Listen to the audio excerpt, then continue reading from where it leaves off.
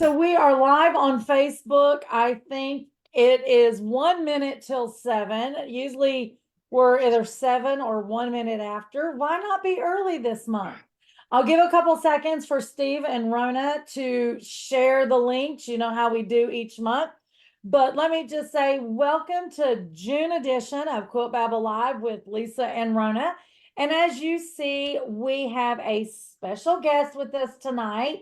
And we're going to be talking about all things quilting guilds. Quilting guilds, quilting guilds. Yep, that's it.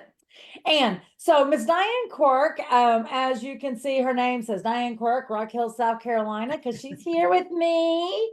Rona left us, we're just saying.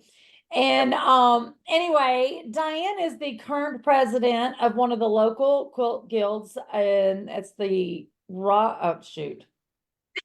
Diane, what are you the president of? York County Quilters Guild. You would think I would know that. And for all those York County Quilter Guild members out there, don't hate me. It's been a long day. It's been a long couple of weeks, long couple of months. Steve has already pointed out tonight that my wall looks exactly like it did last month. Of course, your sibling is going to point out that you've got bupkis done in 30 days. But I've been very, very busy bringing great things to the quilting citizens of SewEndipitous. So I'm not going to feel bad. He can't shame me for my paint samples. I'm just letting them, speak to me. Everybody here tonight has took their vote. I think Diane is on the blue page. I'm hollering pink. Rona, you never really said. No, I'm more of a neutrals kind of person. Oh. So yeah, I'm the wrong person to ask. I like neutral walls. That way I can put pretty quilts on them to make them stand out. Yeah. That's the way the rest of the house is. Gray walls, but no, not in here. I wanted a pink room my entire life. I had to wait till I was 50 years old to get it, but whoop whoop. So never too late.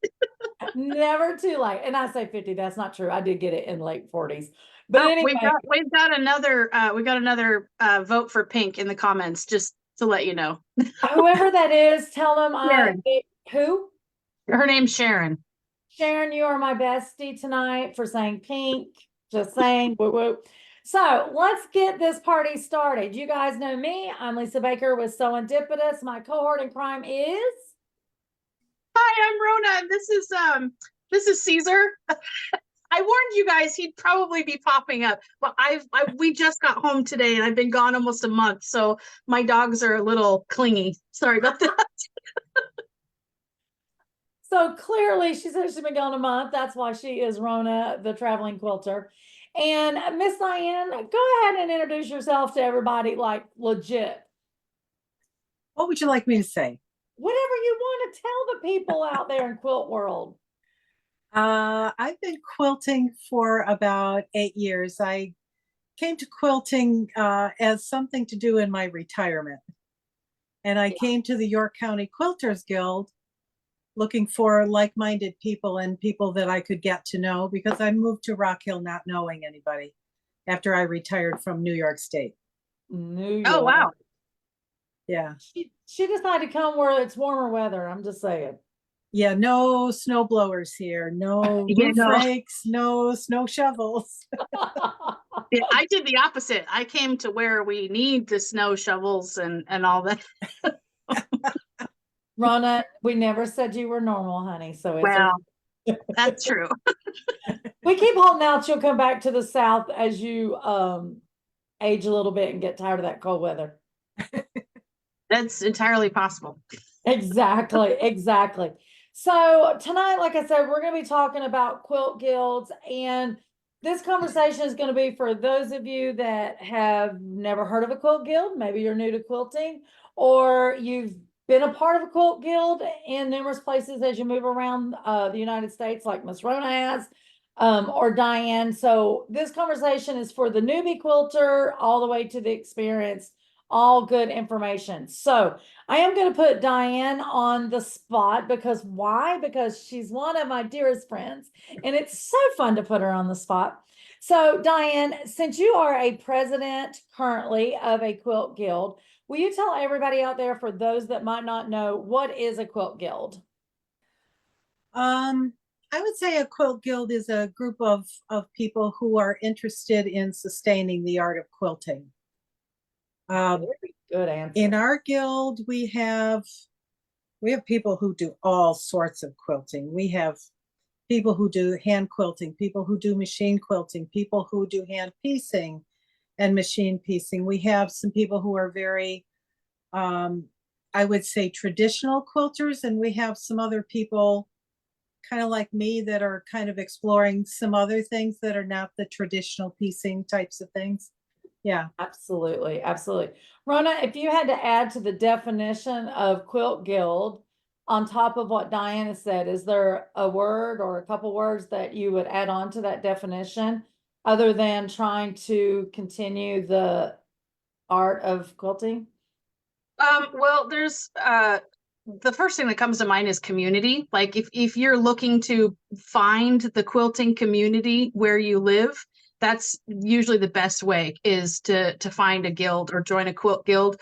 Because yeah, you're gonna find quilters of all different skill levels. You can learn from each other, you can share with each other, teach each other, and just, I mean, just being with people that enjoy the same hobby as you it can be a game changer for a lot of people. It was for me. So Absolutely. It was for me too when I came to the quilt guild, though I had been quilting for a long time, just being around the men and women that got to spend a lot more time quilting than I did because I worked so much, just picking up on conversations, little hints and tips.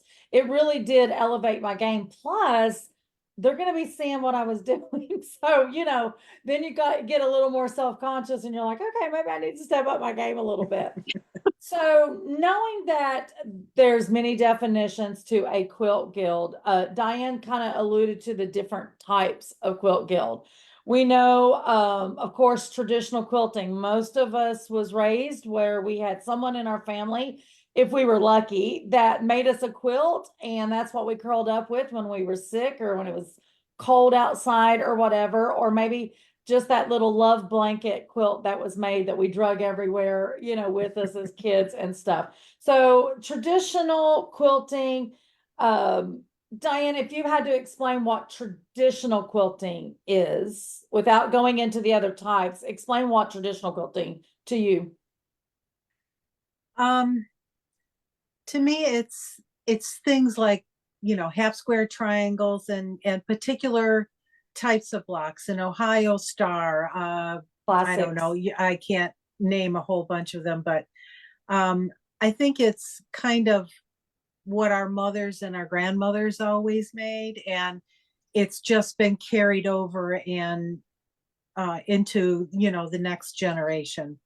Absolutely, absolutely. And there is some quilt guilds that is focused on like the traditionalism of quilting, and that's what they enjoy. And so they do hone in on traditional quilting. Another one, Rona, which I think maybe you used to be a part of, Modern Quilt Guild. no, I was the Charlotte Quilt Guild. There's the Charlotte Quilters, and then there's the Charlotte Modern Quilt Guild. I was never a part of the Modern Guild, but we had lots of members that were in both. And I actually have a lecture that's traditional to modern, where I talk about the differences between traditional quilts and more modern quilts. For me, and traditional is anything that is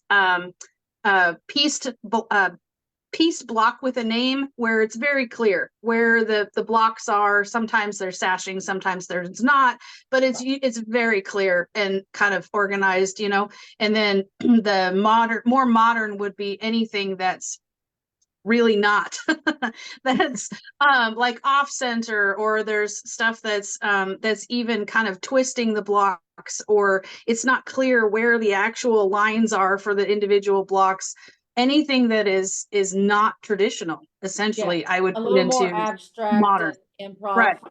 Yeah. Right. And art quilting would fall under that too, even though it's its own category. I still think it's like under the umbrella of modern quilting for the art quilts, which, as a side note, there were some amazing art quilts at the Quilt Show Reno last weekend, which is where I flew in from early this morning. And yeah, there was like 3D. I forget her name, Mary Reggie, I think it's her last name. She had these 3D quilts that she actually took these little 3-dimensional birds, and there was a frog and all that kind of stuff, and she stitched them into the quilt. So it was like they were hanging on all the branches. And I mean, it was just incredible stuff that I could never even think to do. Well, you bring up a good a good point at the quilt show. For those that have never been part of a guild, but you've been to a quilt show, it is a really good way to kind of figure out different sections of quilting, because in the quilt show, it usually is tapped out for this is a traditional section. These quilts are being judged together because they're modern quilts or Right. so forth. So you bring out a very good point with that. And you were talking about some of the art quilts. There is art quilt guilds or fiber art quilt guilds out there. There's a national one, SAQA, the Studio Art Quilters Association, I think is what it's called, and it's national. Oh no, I'm sorry, it's international. They have European chapters and stuff too, specifically for those really very clearly art quilting. Which is, like you said, over the top, amazing. Yeah, belongs in a museum. Yeah. Yeah. Amazing stuff. Diane, did you go to, I think you did you go to QuiltCon? I did. It was the very first time that I went. Okay, and that is more modern quilts hung at that show, Yeah. correct? Yeah. And that's what Rona's talking about. I didn't see kind of the, the little birds and stuff hanging off branches, but people would create things that stood out from the actual kind of base of the quilt itself, and just really interesting to see how people put together the kind of the visual that they're trying to convey to people. And so I don't know how many quilts were at QuiltCon, 300 or 400. I don't know. I don't even think I got to see every single one of them, but just beautiful stuff. QuiltCon is put on by the Modern Quilt Guild, right? The national. Yeah. Yeah. So I love that you guys both brought up these parts of different techniques and in quilts that clearly neither one of you are applying to your quilt life right now, which is fabulous. Yeah, no, the reason I say that is because oftentimes being a part of a quilt guild and heavily involved in the quilt guild, and now a quilt shop owner, I have had people ask me, why join a quilt guild? Why would I want to do that? And one of the, guys here, we keep it really smooth and easy. We usually have a skeleton agenda. So I'm going to refer to that skeleton agenda right now. Number one on that list of why join a quilt guild is education. And I just made a comment on there, education for yourself, but also to the community. Diane alluded to that fact earlier when she gave the definition of a quilt guild is to help keep our craft alive, right? And sharing the knowledge of quilting to the community. But Diane or Rona, who would like to speak? Maybe Rona, since she teaches at guilds. Well, Diane teaches too. Who would like to speak to how education plays a role to the member inside of a guild? Well, I was I was the project coordinator for the Charlotte Guild during COVID, which was interesting, transitioning to Zoom. But so I would say the education piece is probably one of the biggest parts of quilting. Most guilds, or I should say quilting guilds, most guilds, they bring in teachers. These are national, sometimes international teachers that specialize in everything from a specific piecing technique to long arm quilting. I mean, our guild one time they brought in, they were massage therapists that actually taught us how to properly sit at your sewing machine so you don't hurt your back. I mean, all kinds of stuff, all different aspects. And each guild, if a guild has a specialty, like if it's a modern guild, then they're going to have teachers and programs that are geared more towards modern quilting. But you learn all kinds of things from all the different teachers that they bring in. But and instead of the word teachers, program speakers and also teachers for the workshop, right? Correct. Yeah, the lectures, sorry, that is true. There's during the guild meetings, if you've never been to one, it's usually like a couple hours long, and they'll a lot of times bring in a speaker that gives a lecture, a lot of times a trunk show, so you get to see some fun quilts they made. But a lot of those will have something that they're teaching you even in their lecture, and then they'll have occasionally, like the next day or something, they'll have either a half day or a full day workshop where you can learn all the extra cool stuff and get to practice it yourself. Absolutely. Diane, do you want to piggyback on that and maybe talk about your experience within the guild you've been in regards to education and what it's meant to you as a member? Well, I think it lets you see different aspects of quilting. I know over the last couple of years, we've tried to very purposefully not repeat the things that we've seen before. Yeah. But to get some different presenters. We've also done some presentations over Zoom from people who we couldn't as easily have brought into the guild, but they're willing to do a Zoom presentation. Somebody from Colorado, somebody from Texas. And as I said, just trying to address different topics. We had a woman recently who had a whole different method of working with a square and a square, and she had, I don't know how many different alternative ways of cutting up those squares. We had somebody who had some really beautiful examples of what you can do with panels.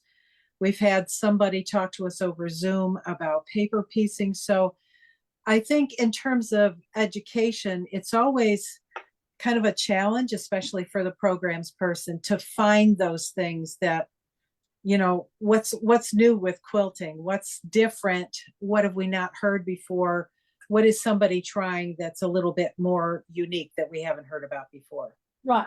And at the same time, obviously, remember in each guild, the audience of guild members, you may have a brand new quilter that has just started to learn how to piece versus you have someone that's been maybe quilting for 20 or 30 years. So, you know, coming up with speakers and classes like Rona has mentioned that fits the masses, you know, it can be difficult, but it is so interesting because, you know, I love English paper piecing. I teach English paper piecing, but anytime there's a speaker that comes to the guild on English paper piecing, I still learn something from that person. Everybody has a different way of doing stuff for sure. Rona, I want to piggyback on something you mentioned earlier since we're talking about education. You were talking about your lecture that you have, the tradition to modern fusion type thing that you do. You know, that was very interesting because, and Diane, you can chime in, but I feel like our guild members really enjoyed that because since you had the traditional to modern fusion, you captured kind of everybody in that, you know? If you were just traditional or you were just interested in modern, there was no way not to love this lecture. So yeah, I tried to put it together where it was there's a little bit no matter which level you're at. If you're a beginner or if you're further down your quilting journey, there's hopefully a little bit of something to learn for everybody. Yeah, absolutely. And you also threw in quilt design, if I remember, in that lecture. So more of the story, if there's any guild members out here watching that needs to schedule a lecture or a workshop, you've got Rona the Ribbiter, Miss Traveling Quilter goes everywhere. She just got back from Reno. You heard it. Book her. It is a good one. Okay, so we talked about why to join a guild. We talked about the education aspect. Diane kind of alluded to the education aspect to the community. Let's talk about the social aspect. Who wants to chime in on that one first? Me. I love it. Go, Diane. That's been a big thing for our guild over the last few years, is trying to not only bring in new members, but to make them feel welcome when they come in the door and to give them time to socialize. Our treasurer in the last, what was it, the last year or year and a half, asked if we couldn't come into the church where we meet I think about an hour, 45 minutes to an hour earlier, so that people who like to do hand sewing could come in and just sit and chat together and work together on projects. Well, that for about 2 months, I think maybe those are the people that came in. They come in at 5 o'clock. Well, then little by little, we started looking up, and at 5:15, there's 10 more people in the room. At 5:30, and this is still an hour to an hour and a half before the meeting actually starts. Right. So we started having snacks available, and now probably an hour before the meeting ever starts, our room is full. And so that gives people time to chat with people that they already know, but it gives newer members time to come in and sit down and get to know someone, or talk to our membership person. Our membership person is really great at putting together what she calls our guild angels, who will take somebody to a table and introduce them to some people that they ought to know, or that maybe are from the same part of the country that they're from, Right. or have the same interests or something like that. Yeah, yeah. Over the years of being involved with like the newsletter and just, all things guild, we've took several polls over, actually probably over 3 to 4 years. And the members always seem to come back, because this is one of the questions we ask them, why did you join the guild? And one of the number one responses was the social side of it. And then when we digged in deeper, it was because maybe they moved to the area and were new and they didn't know anybody. Yes, Miss Rona. So that was a way, like, hey, let me find some people that enjoy, my hobby. Some that worked all the time and now is newly retired. And so they're looking for that new social outlet, because work, even though work is work, it's also socializing with others. And we see that happen in the shop a lot too, Lisa, where people will come in and you get chatting with them and find out they're new to the area. Yeah. They're wondering, is there a local guild? Yes. And that's the way that a lot of new people have gone to the guild. I Googled quilt guilds when I started getting into quilting, and found the York County Quilters Guild, because I knew that I needed something more than just what I could find online. And because I didn't know anybody in Rock Hill, I needed a group. Right. I needed some people that I needed to get to know some people. Absolutely. Go ahead, Rona. So for the social aspect, I'm just going to throw this in there. It's also, this was me. This was also some other people that I've met at guilds before. And knowing me now and seeing me and what I do for a living now, you would never in a million years probably guess that I suffer from extreme anxiety. And I mean, putting me in front of a group of strangers to give a lecture 10 years ago was, I'd have a massive panic attack. It wasn't happening. But then because I was working at the Joanne shop in Charlotte at the time, and one of my coworkers, she brought me to the Charlotte Guild. And once I joined that guild, something changed. It was like, okay, I know that I have something in common with these people, everybody in the room. So I know I can talk to them. Because I can talk about quilting all day because I love quilting. And then that led to growing confidence. I started bringing my quilts in for people to actually see and look at and judge, but not in a bad way, but give me criticisms on, okay, maybe you can do this one a little bit better, or have you tried this way, that sort of thing. And my confidence grew to the point where I am this person now.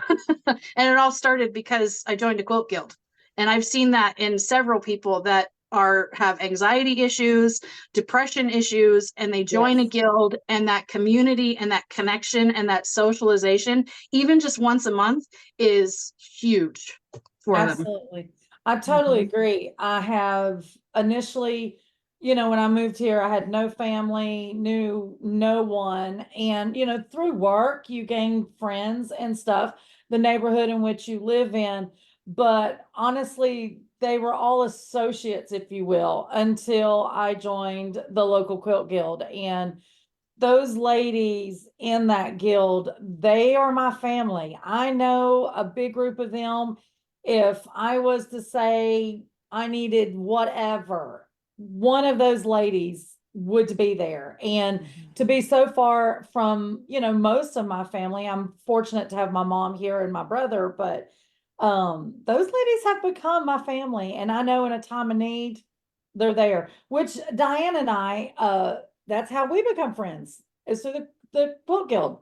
Yep. And look at us now. And look at us now. For It those keeps of you me who off don't know, the streets. Yeah.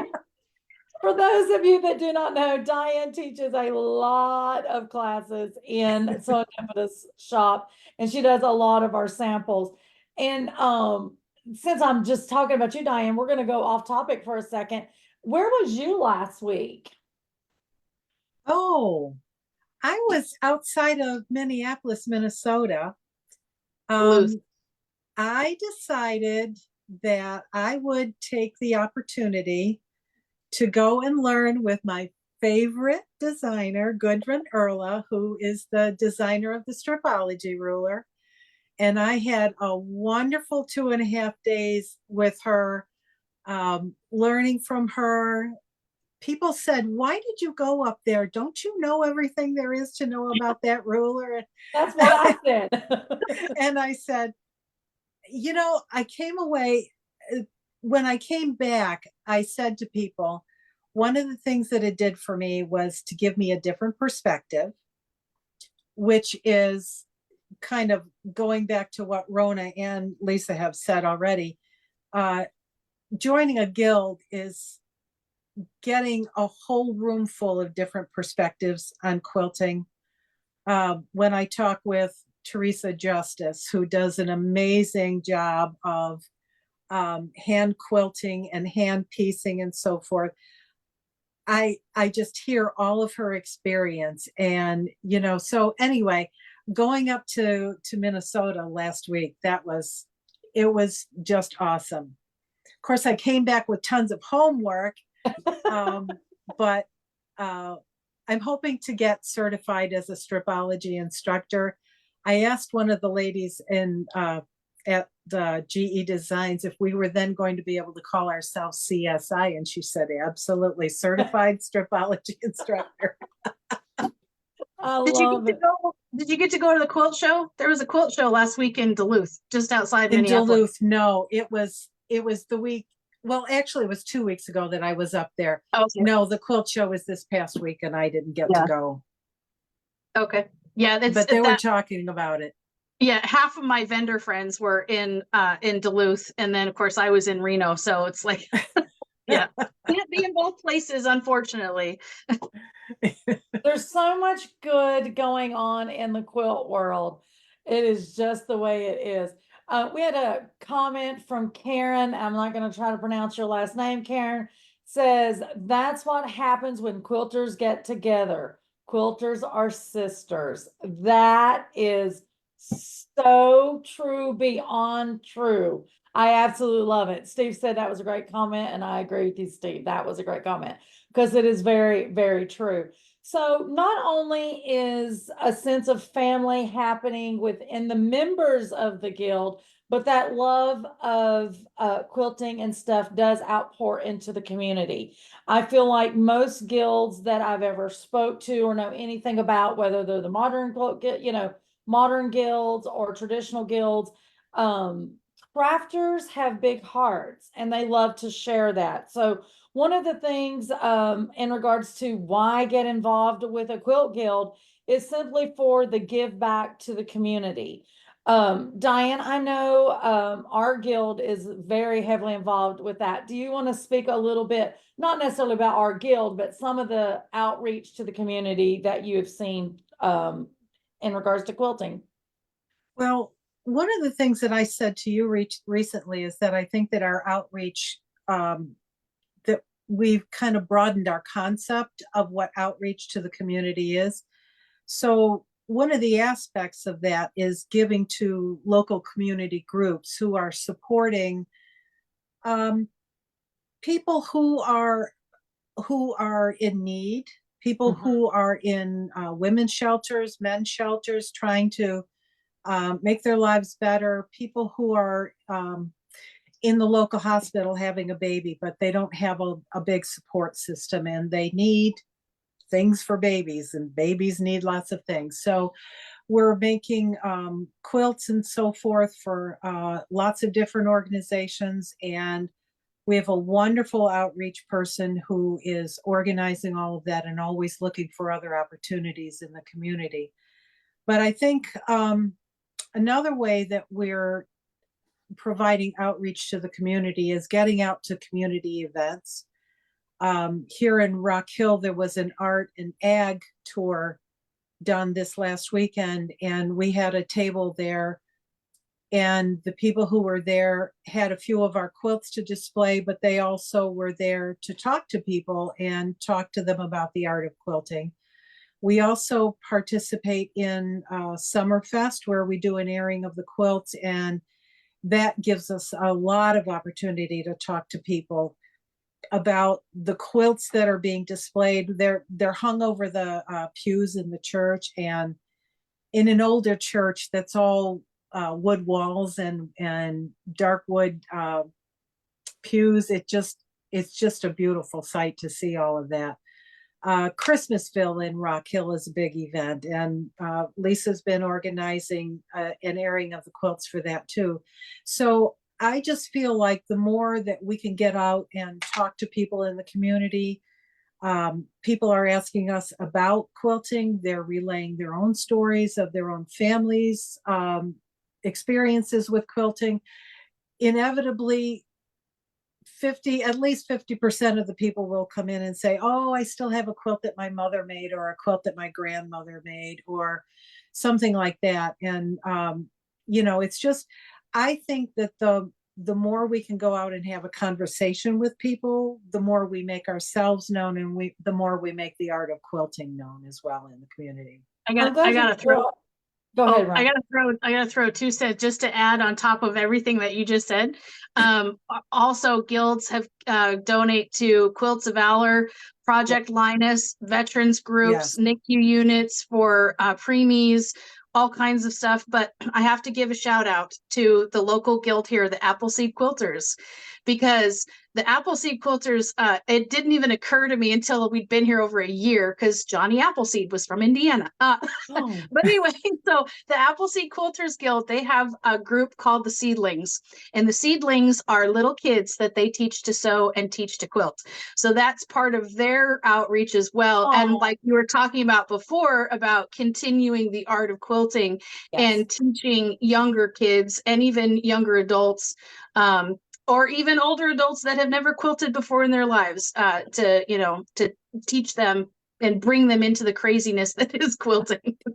Well, a couple things. I was glad Diane brought up about the stories, because anytime I've been involved with, whether it's with the guild or with SewEndipitous, being out in the community or where people are gathering to see quilts, and it's the non-quilters that I'm referring to right now, it is so amazing to hear the stories. And when Diane said that, I was like, absolutely.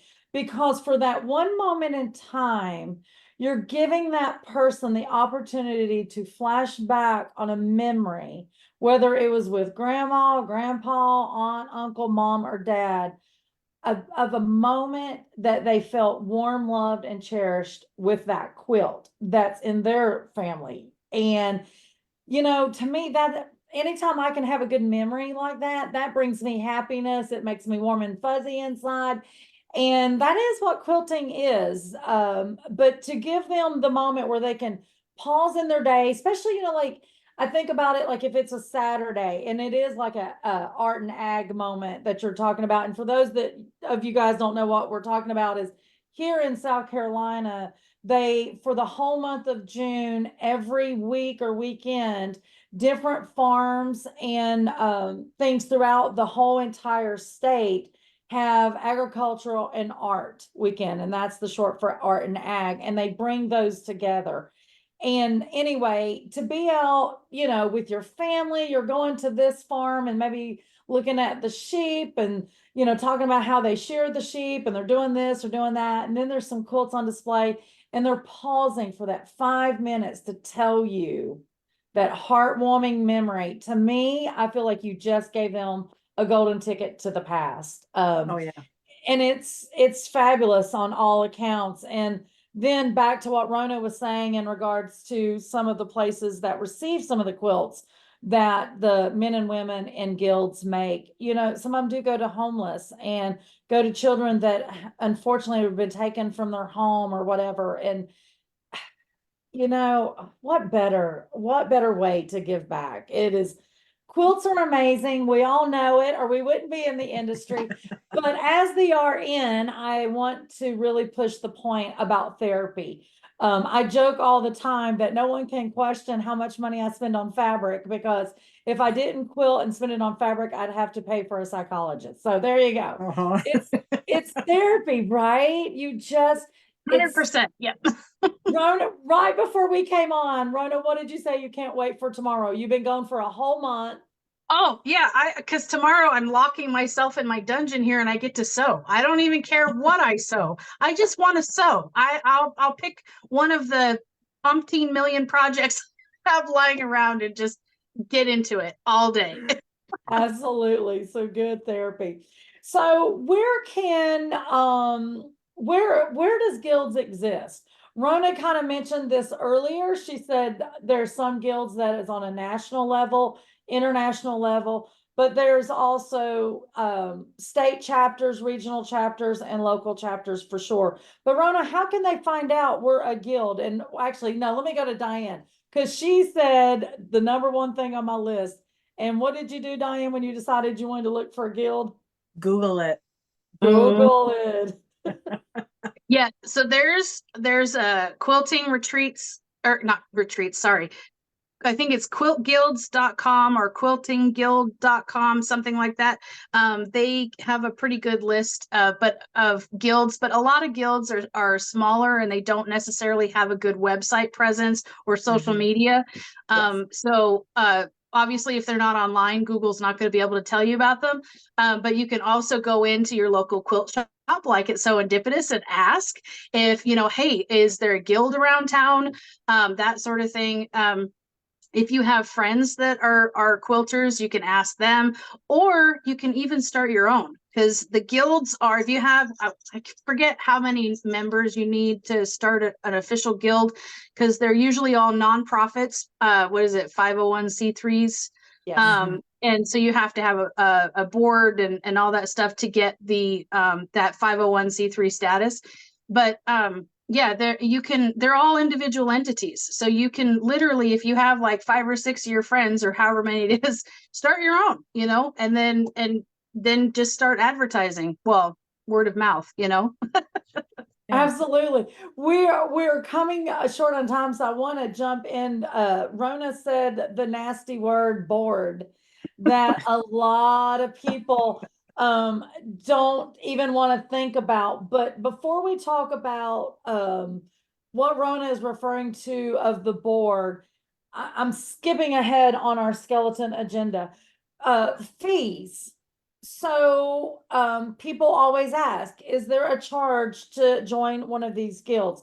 I do know there is some guilds where there is no membership fee, and that is more on the small scale like Rona is referring to. But I did Google and check, and it looked like the average that the Google was reporting for fees is anywhere from $30 to $50 a year. So yeah, I think that does sound about par. yeah, that sounds about right. Diane, we're going back to you since you're Madam President. Just real briefly, if someone was to question, why do I have to pay a fee to be part of a quilt guild? What is the reasoning, or where does some of that money go to? Well, we are a nonprofit, but we, when we charge a fee, it's to help us bring in presenters, to help us continue that education for our members. But it also goes to support things like our outreach program, because our outreach program, obviously they need, lots of Supplies. people will make a quilt that's just totally their own supplies, but not everybody can do that. Although they want to make a quilt top, maybe they can't afford to purchase some backing or some batting. So we do try to help out our members with that, because if we can give them that little bit, then they will be contributing to our outreach program. And there are all sorts of operating expenses too, but I would say the membership fee that we charge is really helping us to bring in more and more education to the group, as well as support the outreach that we give to the community. Absolutely, definitely. And what a lot of people don't realize is, just like Rona was mentioning, even though it's a nonprofit, a 501c group, and board members do have to be created for that and stuff. But liability insurance, a lot of people don't realize that that's a thing, for a quilt guild. But if you're in this world and you're operating anything, insurance is a thing, and those things are not free. So when you think a minimal fee of somewhere between $30 and $50 per member, a year, that's really honestly not a lot of money whatsoever, considering. And if they have to pay a rental, for rental space to have their meetings, that type of stuff, for sure, definitely. And Rona, you want to add to membership fees at all before we move on to the B word? Well, no, that's about it. Yeah, I was just gonna mention, like you said, a lot of guilds, like if they have sit and sew type things once a month where the guilds just get together and sew, anything like that, where the locations where they actually have the workshops, sometimes they have to pay a fee for that. So there's all kinds of, and then even if your guild allows payments by credit card, there's fees involved with that. And all of those fees add up for the guild. Yeah. Absolutely. Absolutely. So before we move to the final question of how do you know a guild is right for you, let's talk about the board. We've kind of been throwing Diane under the bus a couple of times tonight because she is the president. Diane, what is for the guild in which you are president, how many elected positions is on the board that is a must for the 501c? There are 5. We have a secretary, treasurer, a second vice president who is in charge of scheduling and presenting workshops, a first vice president who's in charge of the programs, and then a president, which is me. And those, like we said, are elected by the members, and Right. every guild has different standards on how long those elected members are going to be there. But on top of elected members, there's also committee chairs. Rona kind of mentioned earlier whether or not, if they were going to have a quilt show, there would be potentially a quilt show chair or maybe co-chairs to head something like that up. We've talked about outreach tonight. Typically, there is a committee chairperson for outreach and so forth. So once again, I'm going back to our Madam President. What is your spill, Diane, in regards to why people should get involved in some of these positions within a guild?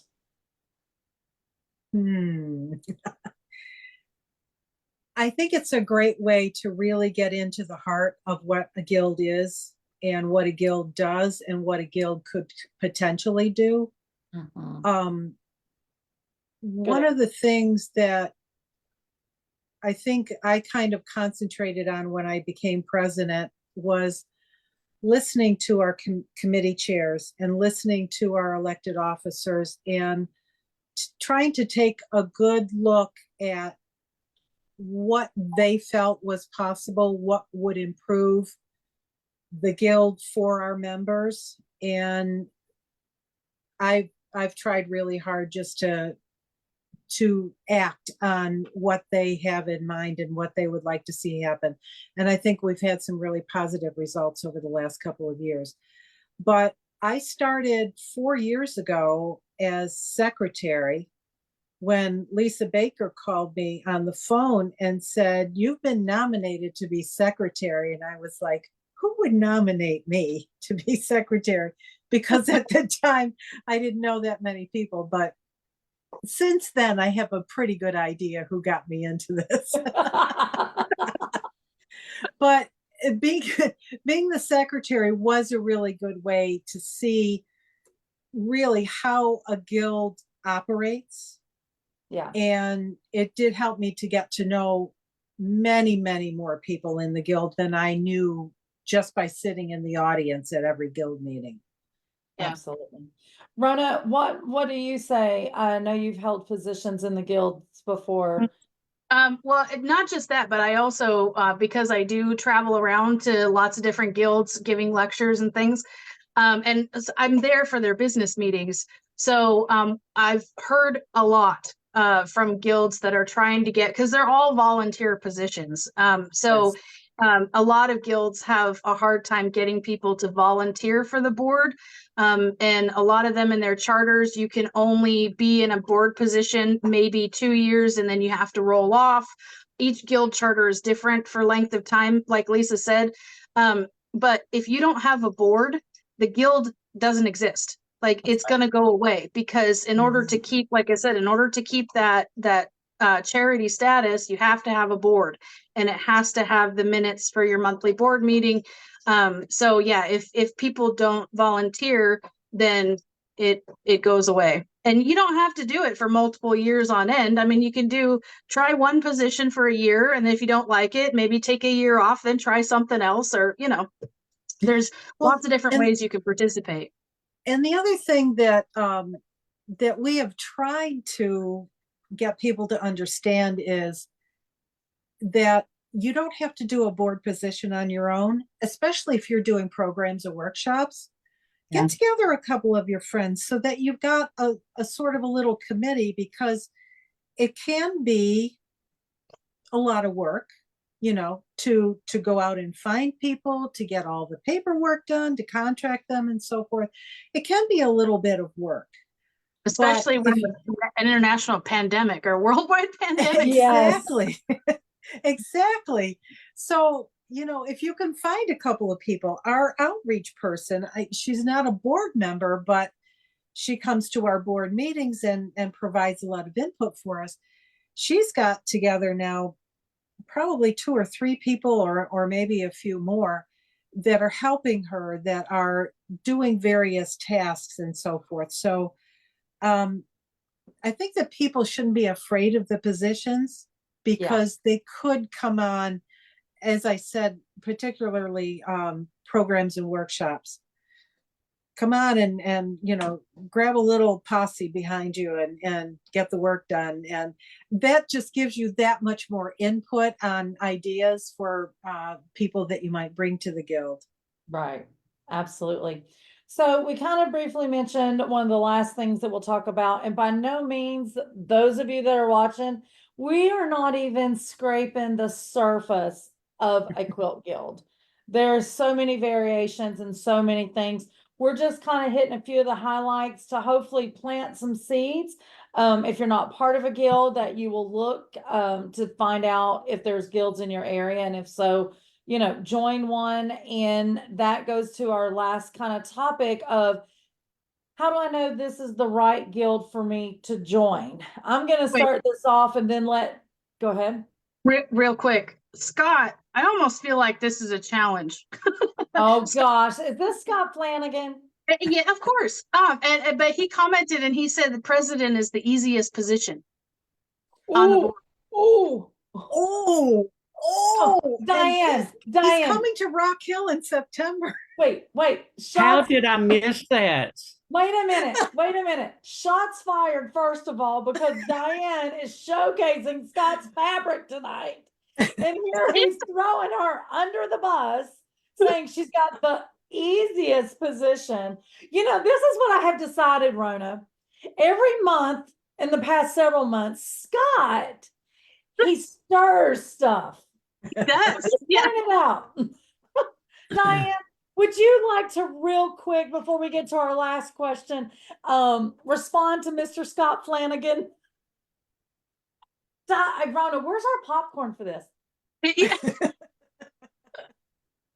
No, he It said he would depends. pick president any day.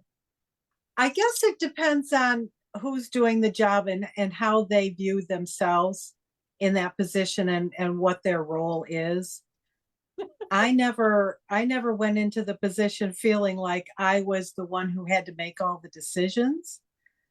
But we've had our challenges over the last, well, I would say 4 years when I was secretary and after I became president. We've had, for one reason or another, we've had people who had to leave the programs position, and nobody, no matter how many times we said, you know, you can do this with 2 or 3 people, get your friends together. No matter how much we asked, we couldn't get people to do the position. So Lisa and I took over a lot of that for a part of the time. So, you know, if you're president, you may get into that position where it's not just you doing your own job, but you having to pick up to keep things going and running smoothly and keep providing those pieces of education and things that people are looking for when they come to the meetings. They're not looking to come to the meeting just for the business meeting or to show off their quilts. They're looking for, you know, what are you going to show me tonight? What's new? What's different? What can I get a different perspective on? Right. I will say this too. So the guild in which Diane is referring to, it is more of a traditional guild, which means kind of all encompassing. We may have a speaker that's coming to talk about modern, modern quilts. We may have someone that is more fiber art or, true traditional piecing. So when you have a guild that's all encompassing like that, I feel like it attracts members that are of a certain age. So I'm going to point that out, that a lot of these members in a traditional guild is usually older, their kids are kind of getting out of the house, and or maybe they're retiring and they have time to devote to themselves and something that makes them happy. So therefore it is hard sometimes to find these particular members that's in an age bracket that's not now dealing with maybe an aging parent or an aging spouse or themselves going through some medical issues. So even though you may have members that is like, hey, I would love to fill in a position, life gets in the way sometimes, especially in this particular, age bracket. Versus, I'll use a modern quilt guild as an example, because I do feel like some of the younger quilters, those that are 20, 30, 40 years old, have a tendency to lean towards modern quilts. And they got more energy than some of the old cats. Anyway, Scott Flanagan is trying to redeem himself with Diane, and he says, I love the quilt, Diane. So for those of you that don't know this fabric behind her on this quilt, it is Quilting Is My Voice. It was a great boutique collection that Mr. Scott Flanagan designed. Anyway, so we're just harassing you, Scott. So there we go. Rona's got her jelly roll. I love it. So last but not least, we want to talk about what's the right guild. How do I find the right guild for me? And I'm going to kind of do my 2 cents on this and let you ladies chime in. So when I think about what's the right guild for me, it's why am I going there, right? Why am I thinking about joining a guild to start with? If I'm needing to meet, new people because I'm new to the area, then I want to look for a guild that's very social, right? Definitely. If I want to up my game and my skill level, I want to look for a guild that is doing, like Diane and Rona mentioned, bringing in speakers and bringing in educators to help elevate my game. Maybe it's a guild that really just focuses on outreach. And if I have a lot of time and I have a lot of fabric stash and I want to make a bunch of quilts that I can donate, then maybe that's the type of guild I'm doing. So the reason I'm bringing this up in such a way is because sometimes people join a guild and then they're unhappy. and they think it is the guild that is the problem, when the problem was maybe yourself of not really realizing what you wanted or what Mm. you needed and what you're Mhm. searching for. If I am more of a modern quilter and I don't like great grandma's type quilts, then I should have joined a modern guild versus maybe joining a guild that is, pretty strictly traditional quilting. Mhm. So that's why we started this whole thing of not all guilds are created equal. Not one size fits all. The things I like might not be the things that Rona likes or Diane likes. So there is a guild for you. The great thing in today's world that the pandemic did happen or create was that a lot of these guilds now are online and they're Zoom meetings. And we are fortunate we can tap into Australia, we can tap into the UK. There's a place for everybody, maybe not just physical, but also online. So I really ask yourself, when you join a guild, really figure out a lot about that guild. And if you're wanting to be involved, insert yourself to be involved. Don't always wait for an invitation because they might not see you if you're not speaking up. That's my 2 cents on that. Now, Rona or Diane, how do you know it's a guild for you? No, Well- that pretty much summed up exactly what I was gonna say. Yeah. And Well, I good. think if you join a guild, stay in it for at least a year, Yeah. maybe Yeah. 2, so that you can get a feeling for what the guild is about, and don't hesitate to get involved, even in some small way. When we do the airing of the quilts in various locations, we always need people who will be there to help show people quilts, to greet people at the door, and so forth. And even that 2-hour span, that's going to give you the chance to have a one-on-one conversation with maybe 2 or 3 other guild members that you wouldn't have gotten that opportunity before. And maybe that will help you to get a feel for, is this what I really want? Yes. And to express, what your opinions are, and express what you are looking for. I absolutely love my local guild. I can't say enough. When I first joined, yeah, I would walk in, no one knew my name, no one knew me, and I would, Me too. go over here and, just kind of sit and listen and learn. And when the meeting was over, I'm up and out the door. Now, like Diane says, I'm there way early. I've got 50 people. Hey, Lisa. Hey, Lisa. Hi, Lisa. And at the end of the meeting, it's not just booming out the door. It's like, hey, I want to talk to you about this or, whatever. And it's Yep. just, it can be so much fun, Yeah. outside of all the task and all of that. Don't let it deter you. A guild can be so much Yeah. fun, guys. Yeah. And like Diane said about letting people know, like make suggestions. If there's a quilter that you like, that you follow online, and they do lectures and stuff, let the board know, or let's say, hey, I don't know if you guys know this person, but I really like them. Maybe we could bring them in. Or if there's an outreach project that you know of that maybe you think the guild might be interested in, definitely talk to them and bring up your ideas. And because you never know, I mean, they may be looking for those ideas too. They So it's a will win. love we you. always are. Yeah, Yeah. they will love you for suggestions. You make Mhm. their job much easier. So, guys, we only have 2 minutes left, and Rona and I have kind of been doing this the last few months. Whoever is on the show, we're trying to get to know you a little bit more than just quilting. So, Diane, we're going to talk about some of your favorites. What is your favorite song?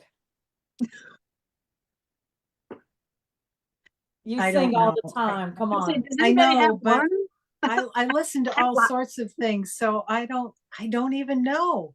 What's your favorite genre of music then? How about that? Mostly rock or pop music. Rock or pop? I would have never known that. 80s, Yes. 90s music. I listen to Sirius XM a lot in my new car, and there's some weird stuff from the 80s and 90s that I've heard, and I'm going, why did I never hear that before? Okay, what is your favorite movie? Oh, again, I don't know. Diane, Lisa, these are hard understand. questions. I don't like to be put on the spot. Well, why do you- Godfather. yours is good. Well, everybody knows mine's Wizard of Oz. There's no question about that.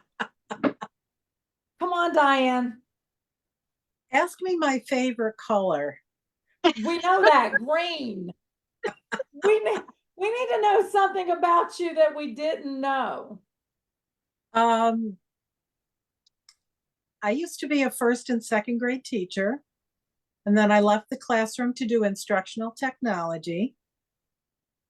But way before that, my first college career, I was going to be, well, I was for a little while, a music therapist.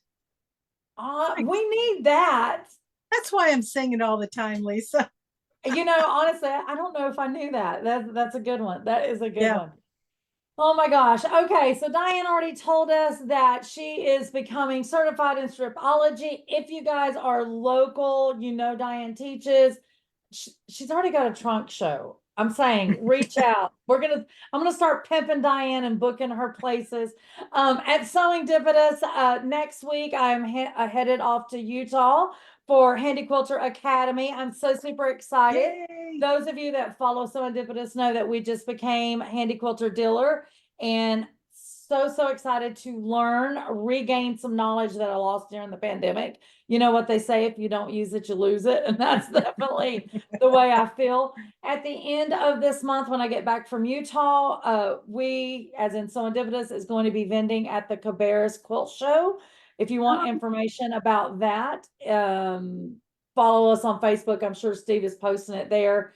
And then we have our Handy Quilter grand opening mid-July. I want to say July the 13th. And then in August, we have Handy Quilter event where you can come and sign up for classes on Handy Quilter with a Handy Quilter educator.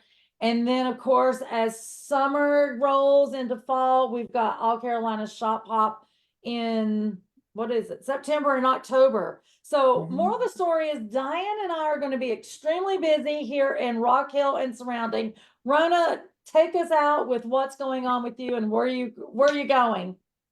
Well, so like I said, I just got back from the Reno Quilt Show last week. And then I'm home, I think 5 days. And then I'm down in Oklahoma in Skiatook, Oklahoma for the first Stonehenge quilt retreat. And then after that, I'm going to Graceland for 2 days. I've never been. I was born on Elvis's birthday, so I'm very excited about that. And then I'm going to spend a couple days with my brother in Alabama for his birthday. And we may be doing some sort of cooking thing because he's a chef. So we'll see how that goes for the YouTube show. And then after that is the second Stonehenge quilt retreat in July, 10th through the 14th. And then after that, I'll be at the Durham, I think it's Orange County Guild, Durham. Yeah, the Quilt Guild there. It's been a very long day. Yeah, and then after the July Guild, then I'm actually home for a little while until the August retreat in Indiana, which there are still spots for that one. And then September is the Great Wisconsin Quilt Show. And guys, on top of that, she hasn't been just to Reno. She was just out of country over somewhere. Scotland, was that Scotland. right? Yes, Scotland. I was in Scotland, and if you've been watching our show previously, we had Tracy Perks on. She's one of our London or England friends. She met me up in Scotland, and we had a blast. So yeah, that's the next newsletter that comes out. There's going to be a bunch of photos and stuff. We did a whiskey tour. Oh yeah, That sounds like fun. There is stories. People keep chiming in because they about got kicked out of a castle. We did. There is more. There is more to come. Rona shenanigans for sure. Guys, thank you so much for tuning in tonight. Hope you learned something about quilt guilds, or at least get your brain juices flowing for what you could do in your own guild, or like Rona said, start your very own. Come on, you can do it. Diane, thank you so much for participating with me. Thanks for having me. Yeah, well, and next time, maybe don't put Scott's fabric up. We'll do something else since he threw you under the bus. for sure. I'm sure he's gonna be typing because when I mentioned everything SewEndipitous, I forgot to say Scott Flanagan's gonna be doing a retreat at No, SewEndipitous Diane in mentioned it. September. Well, I'm just saying I'm gonna be in trouble. Y'all watch for it. Guys, we love you all so much. Thanks for tuning in tonight. Say bye, y'all. Bye. Bye.